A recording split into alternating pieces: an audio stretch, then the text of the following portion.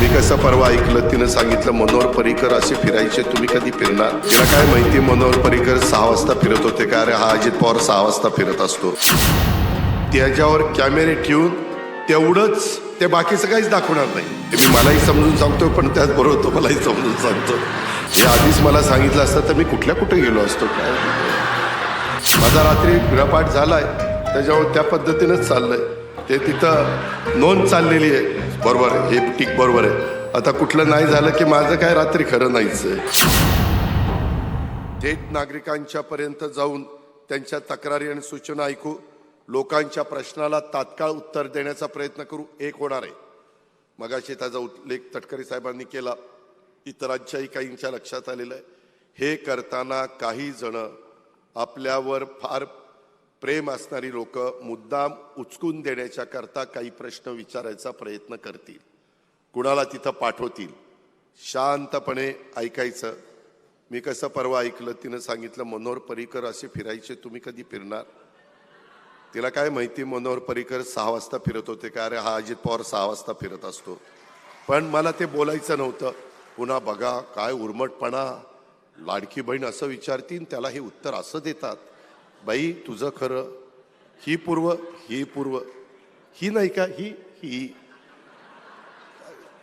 तर तुम्ही पण इथून पुढं तेवढी वेळ मारण्यापुरतं, नंतर खरंच सांगायचं ही पूर्व आहे, त्याच्यामुळे तेवढी वेळ मारण्यापुरतं आपल्याला हे करावं लागेल. काही जण जाणीवपूर्वक आपल्याला अडचणीत आणून त्याच्यावर कॅमेरे ठेवून तेवढंच, ते बाकीचं काहीच दाखवणार नाही, तेवढंच दाखवत बसतील. बघा कशी उलटी उत्तरं देत आहेत.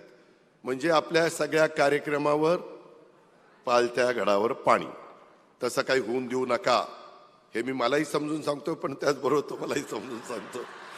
तर या पद्धतीनं आपल्याला करायचंय. आपले मंत्री आणि आमदार हे सतत कार्यकर्ते लोकांच्या समोर आपली कामगिरी ठेवण्याचा प्रयत्न करतील.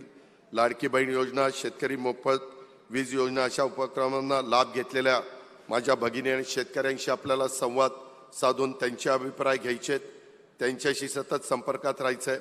आपण दर महिन्याला एक नव्या विषयावर लक्ष केंद्रित करू. प्रत्येक महिन्याला एक नवीन मोहीम, एक नवा विषय. कारण मगाशी बोलत असताना काहींनी सांगितलं ह्या 10 समित्यांपैकी की कार्यक्रम आम्हाला द्या. मला वाटतं धनंजय का कोणीतरी बोललं की आम्हाला प्रत्येक वेळेस कार्यक्रम त्या ठिकाणी मिळाला पाहिजे आणि नवीन विषय. अशा पद्धतीनं आपण सतत लोकांच्या पर्यंत जाण्याचं ठरवलेलं आहे. त्याकरता इथं बसणाऱ्या प्रत्येकाचं सहकार्य, मदत पाहिजे. संघटनात्मक पातळीवर सर्व पदं रिक्त आहेत, ती लवकरात लवकर भरण्याच्या बद्दल पण आपण निर्णय घेऊ. काही ठिकाणी पदं भरलीत, पण ज्या अपेक्षांनी पद दिलं गेलेलं आहे ती अपेक्षा काही पूर्ण होत नाही. कारण इतर काही व्याप असतील, इतर काही जबाबदाऱ्या असतील, त्याच्यावर तिथं पण फेरविचार हा करावा लागणार आहे.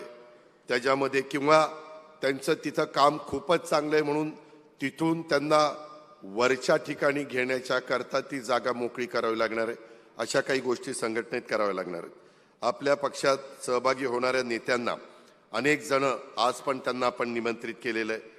परवा शिवाजीराव चोथे, सतीशराव आहे तिथं, आपण त्यांना पक्षात प्रवेश दिला. ज्या आमच्या अंबडचे माजी आमदार, आज पण माझं भाषण संपल्यानंतर माजी आमदार देगलूर नांदेडचे सुभाष सामणे साहेबांना पण आपण इथं प्रवेश त्या ठिकाणी देणार आहोत.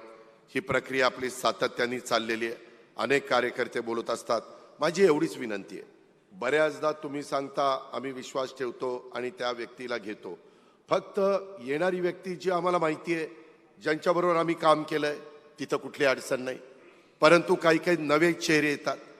तुम्ही लोक सांगता, भगिनी सांगतात, आमचे तरुण सांगतात आणि त्यांना घेतल्यानंतर कळतं की इथं कुठंतरी काहीतरी चुका झालेल्या आहेत आणि मग त्याच्याबद्दल आपल्याला ट्रोल केलं जातं. थोडंसं पक्षप्रवेश देताना त्या व्यक्तीची प्रतिमा जनमानसामध्ये चांगली असावी, जेणेकरून बेरजेचं राजकारण स्वर्गीय यशवंतराव चव्हाण साहेबांनी शिकवलेलं आहे. त्या बेरजेचं राजकारण करत असताना आपली वजाबाकी होता कामा नये, ह्याची पण नोंद माझ्या सर्व मान्यवरांनी आणि माझ्या सहकारी मित्रांनी इथं घ्यावी. आणि ह्या पदाधिकाऱ्यांना देखील आपल्याला सन्मानाची वागणूक द्यायची आहे. त्यांचेही काही वेगवेगळे मतं आहेत, त्यांचे पण काही वेगवेगळे विचार आहेत. ह्याच्यातल्या अनेकांनी सांगितलेलं आहे. आता इथे हेमलताताई पाटील आहे, प्रतिभाताई शिंदे, अशा बऱ्याच माझ्या भगिनींची पण नावं घेता येतील, पुरुष मंडळींची पण नावं घेता येतील. आणि त्याच्यामुळे प्रत्येक कार्यकर्त्याच्या परिश्रमाचा सन्मान करणं, परिश्रम करणाऱ्याला फळ, हेच आपल्या पक्षाचं ब्रीदवाक्य असेल.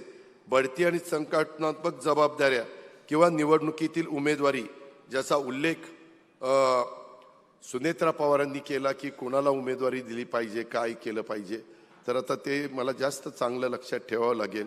संघटना कशी वाढवायची हे आधीच मला सांगितलं असतं तर मी कुठे गेलो असतो. काय तर जोडलेल्या कामगिरीवर आधारित असतील आपल्या पक्षात. परंतु तुम्हाला मी सांगतो, ह्याच्या आधी मी भाषण करायचो त्यावेळेस रात्रभर माझा पाठ म्हणजे गृहपाठ व्हायचा आणि मग सकाळी भाषण करायचो. आता फक्त असं झालं की त्यांनी भाषण केलं आणि मी पण भाषण करतोय.